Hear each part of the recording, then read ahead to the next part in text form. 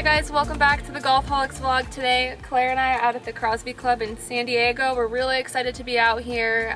We're going to be doing a little tutorial for you guys today, so Claire's going to tell you guys what we're doing. Alright, so I don't know if you guys saw, and if you didn't, definitely go give it a look. But we did a greenside bunker tutorial on like kind of how to hit out of a couple different lies in a greenside bunker. So we thought we'd round it out and we'd talk to you guys about how we hit out of fairway bunkers, and it might help you guys out when you're out on the course. Yeah, fairway bunkers tend to be, I would say, a more difficult shot in the game of golf. I know a lot of amateur golfers have a tough time with it. Maybe they're not sure what club they should be hitting. Are they hitting the right club for the right distance, for the right lip? And we'll talk about that later in the video and stuff like that. So we definitely have some really good tips for you guys, tips that we use out on the golf course, obviously when we're playing, that we have found to be successful. So if you guys like the video today, definitely give it a like and subscribe to the channel if you guys are new. If you guys haven't heard yet, Claire and I are taking over for the YouTube channel, so we're pretty excited about it. Keep commenting what you guys want to see, because obviously the more we see that, the more likely we're going to film that video. Yes, so, please. Yeah, obviously we want to film what you guys want to see, so stay tuned and we'll show you guys how to hit out of a fairway bunker. Alright, so as Paris noted earlier, we are out at hole number 2 at the Crosby. We've chosen this beautiful fairway bunker here from about 135 yards out.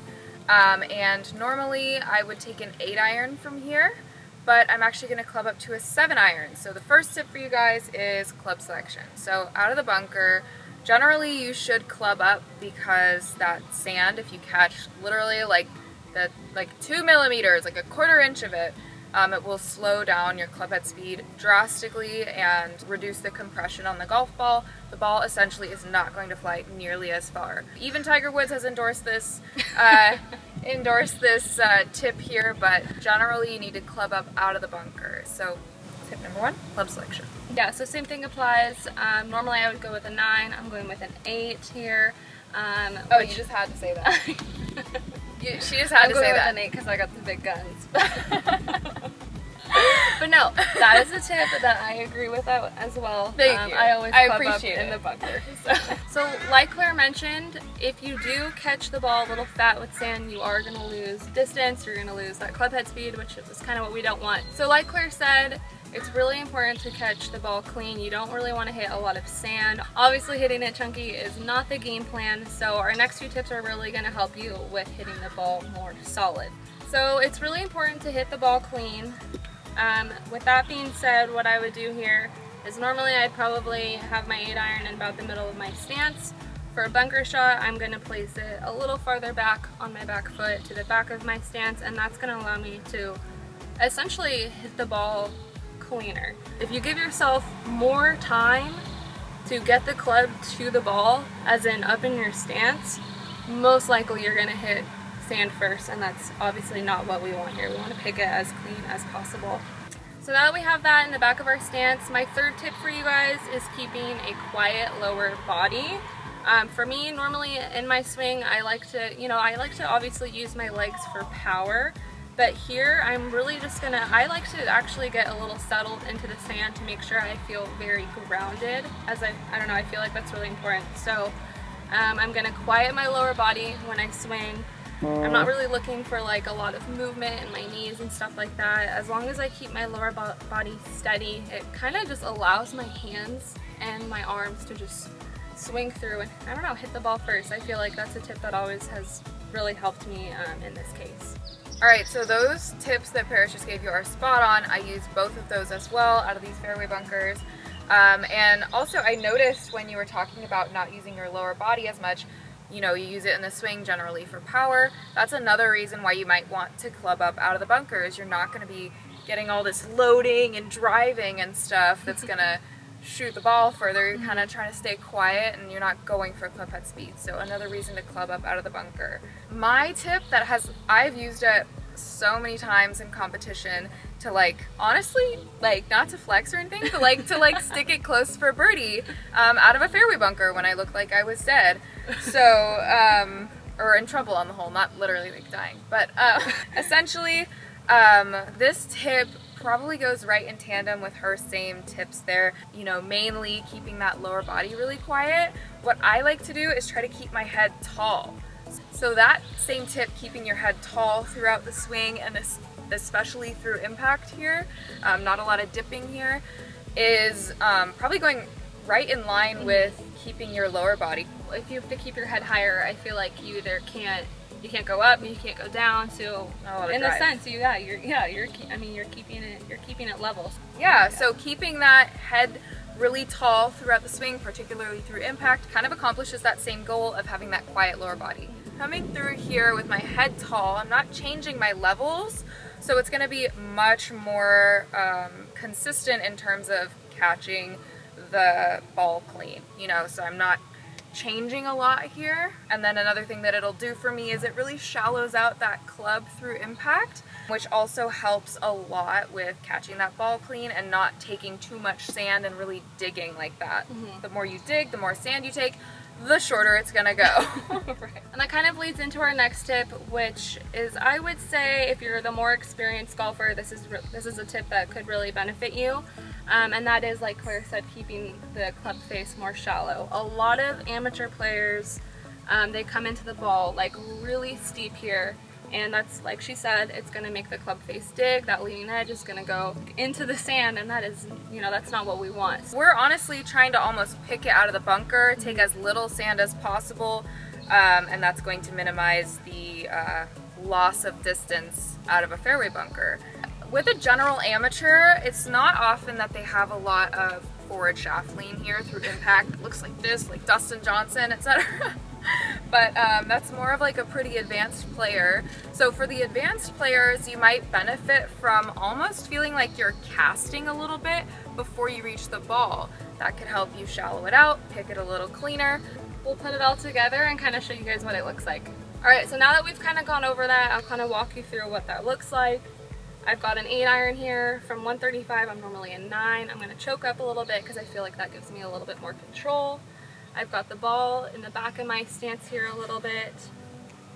And beforehand, I'm going to practice kind of like that cast that we were talking about. Not coming in steep, not digging. Coming in nice and shallow. Staying tall, keeping the lower body quiet. So in my normal swing, that probably kind of looks like this a little bit more.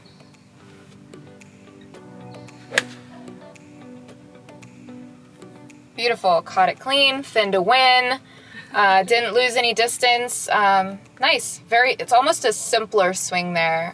Not a lot of added movement. Less drama. Yes, exactly. All right, so just like Paris said, I'm gonna throw it in the back of my stance just a little bit, maybe an inch or two back. I'm also gonna choke up, more control, keeping that head high throughout the swing, less drama, and honestly, thin to win here.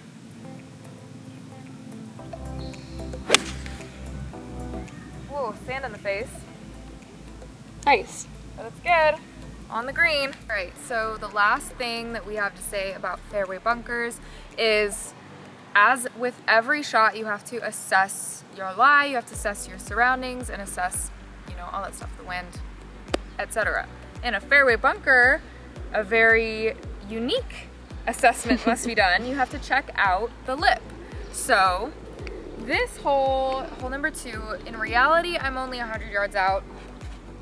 I can get a wedge over that lip, no problem, but let's just say that we're 175 out. For me, that's gonna make me wanna hit a 5-iron, and I have to think, can I legitimately get a 5-iron up and over that lip without catching it and having it end up short because I didn't even get the loft.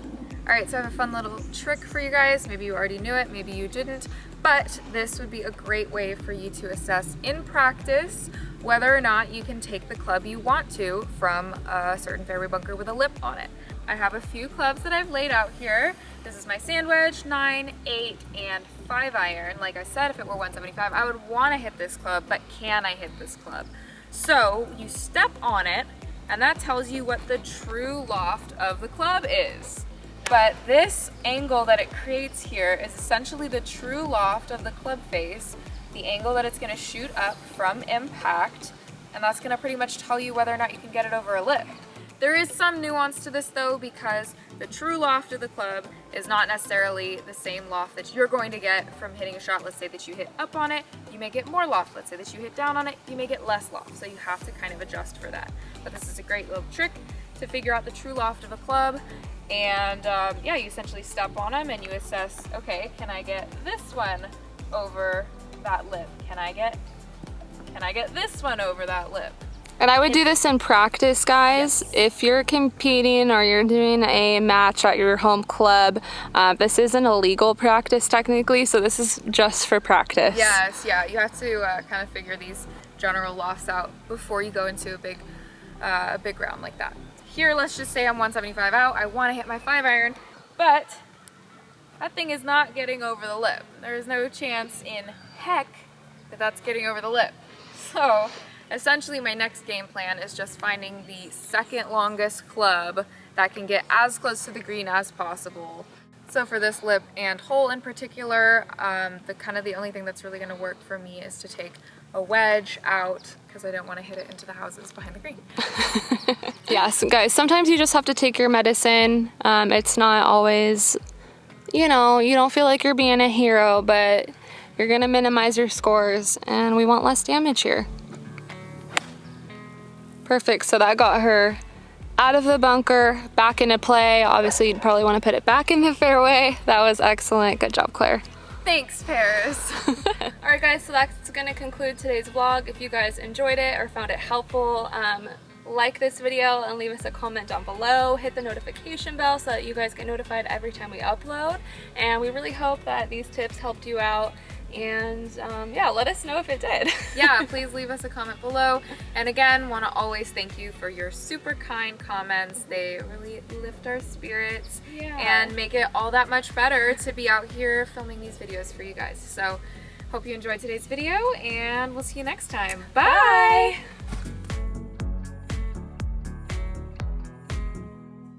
Alright guys, so that's gonna... Yay. Yay! Stand by. Stand by. Thank you for your service. Go America, baby. So you're keeping it level, so you're not gonna be God, Walter, cut that out. Sorry, Walter. Oh my god. It's recording? Yeah. Hi, Walter. Oh my god, hi, Walter. Okay. Might help you guys out when you're out on the course, and cut that last part there. Greens? Okay. It's okay. So our tips for you.